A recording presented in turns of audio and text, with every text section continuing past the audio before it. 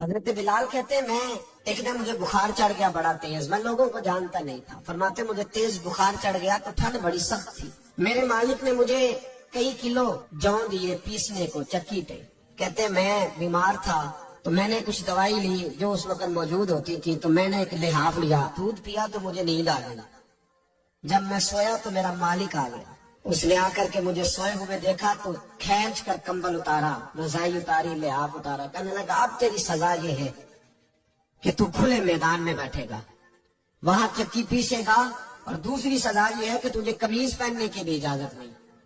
حضرت بلال کہتے ہیں تیز بخار، ٹھنڈ کا عالم، اور جب میں چکی پیس رہا تھا تو رو رہا تھا، اور میں پوچھ رہا تھا خدایا ہمارے نصیب، اللہ ہمارے مقدر۔ سیدنا بلال حبشی رضی اللہ تعالیٰ عنہ فرماتے ہیں میرے دروازے کے قریب سے رسول پاک گزرے اور مجھے ہائے ہائے کرتے دیکھا تو دستک دی، میں نے کہا کون ہے؟ دروازہ کھلے آ جاؤ۔ محبوب اندر آئے تو پوچھنے لگے کیوں رو رہے ہو؟ میں نے کہا جاؤ اپنا کام کرو، یہاں دکھ سارے پوچھتے ہیں مداوا کوئی نہیں کرتا۔ کہتے ہیں میں نے سخت جملے کہے معاذ اللہ، حضور چلے گئے، اور جب حضور جا رہے تھے تو میں کہہ رہا تھا بس جا رہے ہو نا، میں نے پہلے ہی کہا تھا جاؤ۔ کہتے قربان جاؤں، تھوڑی دیر گزری تو اللہ کے رسول کے ہاتھ میں گرم دودھ کا پیالہ تھا، کھجوریں تھے، حضور تشریف لائے اور کریم رسول نے مجھے کھجوریں دی، دودھ پلایا اور کہا چل جا کمبل میں بیٹھ جا۔ تو میں نے کہا چکی کون پیسے گا؟ وہ تو بڑا مارے گا۔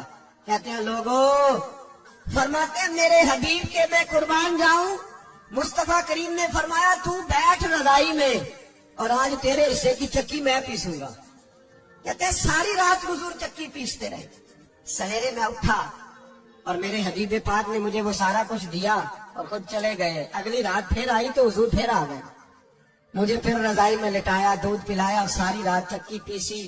کہتے ہیں بس تیسرے دن حضور چکی پیس کے جانے لگے تو میں نے قدم تھام لیے، میں نے کہا ریبا دنیا ساری جھوٹ بولتی ہے، زمانہ سارا غلط کہتا ہے، جو غلاموں کے حصے کا کام کرے وہ اللہ کا سچا رسول ہوا۔